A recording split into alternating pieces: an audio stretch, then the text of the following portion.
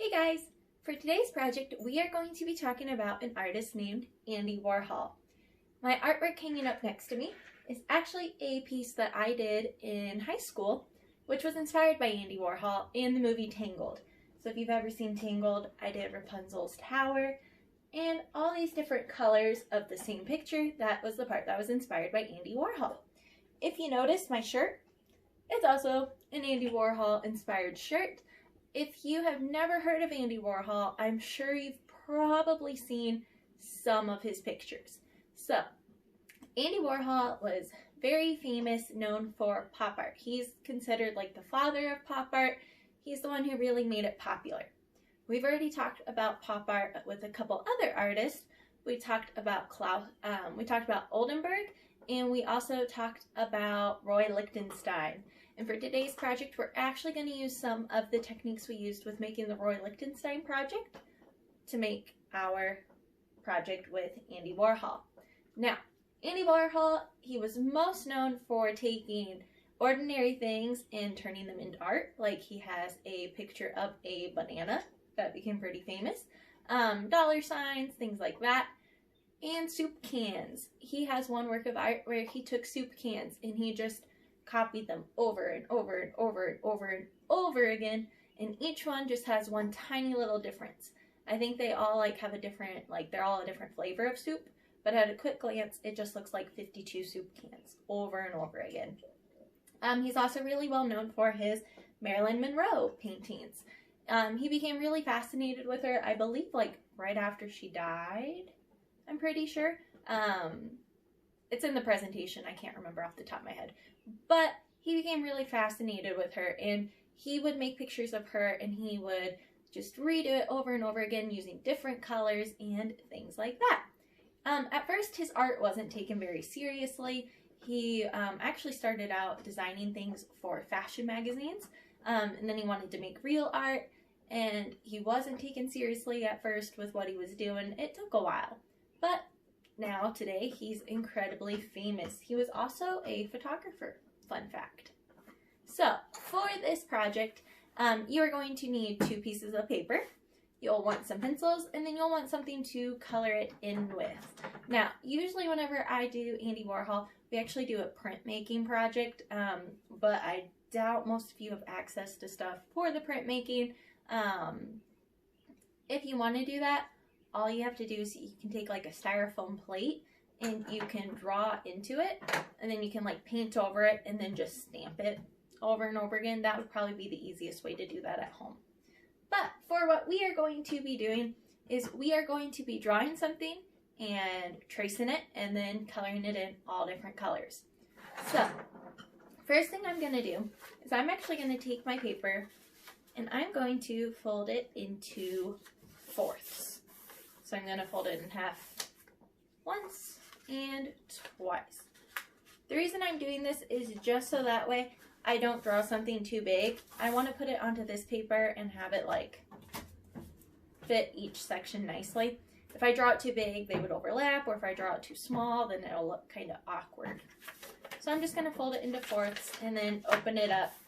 And I'm only going to draw inside one of these. Alright, so you're going to draw a design of some sort. If you want, you can even print off a reference photo and look at it, or you could just trace the reference photo like the way we did with our portraits that we made. But if you want to challenge yourself, actually try to draw something. For this, I'm not going to go too crazy because, it's just my example. I'm going to just draw a heart. Oof. This is a lopsided heart. Yikes. That is a big yikes. It's fine. I'm gonna fix it just a little bit. That's a little bit better. Maybe make it look like I did it on purpose. There. Alright, so super simple on mine. I'm just doing a heart. Obviously, I want you guys to be a little bit more creative.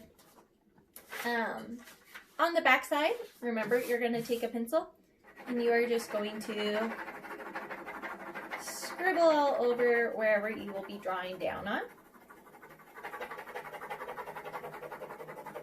If you have access to actual wooden pencils rather than mechanical pencils, they do work better. Remember, mechanical pencils, you just kind of, you blow through your lip really fast. Alright, so you'll scribble over the whole backside. I just did around where my heart is because you don't need to really do the rest of it. Alright, then you're going to line it up on your paper. And you are going to trace over what you drew. I'm actually gonna kind of try to fix my heart a little bit here too. Don't know that it worked, but it's fine. That's fine, everything's fine. Make sure you push down kind of hard. Then whenever you take off your paper, you should be able to see your outline. In between each turn, you might need to go back and re-scribble just a little bit so that way it'll still work.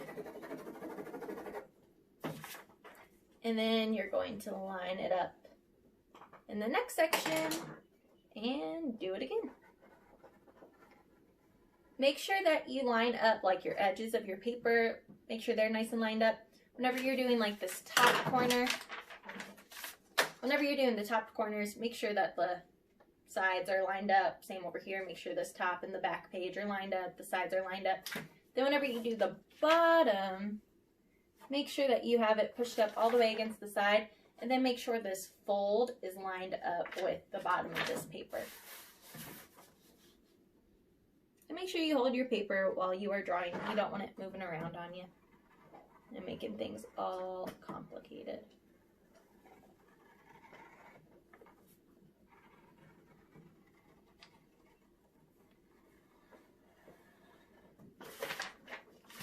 Alright, so you will do this all 4 times so that way you have your whole paper covered.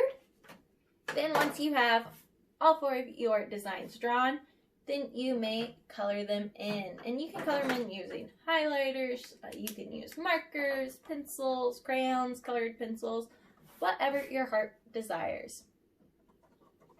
And try to be creative with it. If you want to like add maybe a word or something to each one, maybe a different word, go for it. Let's see. Some ideas that you could use. Maybe you are super into basketball. You could do a basketball. If you really like soccer, you could do soccer balls.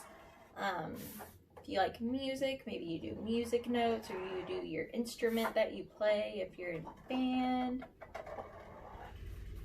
Try to be as creative as you can. Now, since I'm like going back in and I'm drawing in more hearts inside of this heart, really I should have done that on my first one too, so that way they actually all look alike. I didn't really think about it till just now, so. Also, you'll want to color in the background as well. Mine's super wonky. Whoops. You'll want to color in your background in each one as well. You might want a ruler just so that way you can like have nice straight lines sectioning off each of your sections and color them in.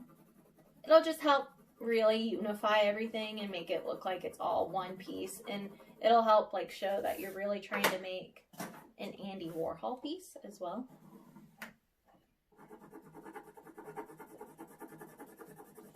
So yeah, today's project is super duper simple. You make a shape, you make a design, you trace it, you draw it, you color it in. Each one's a different color. So just like I did up here, we have all the different colors. I will say I wish that I had actually put down like some tape to divide these so we would have had nice clean lines. I think I also freehanded them all. I didn't do the tracing technique. So over the years you learn things that you should have done differently, but it is what it is. Alright guys, I hope that you like this lesson, and I will see you guys next time.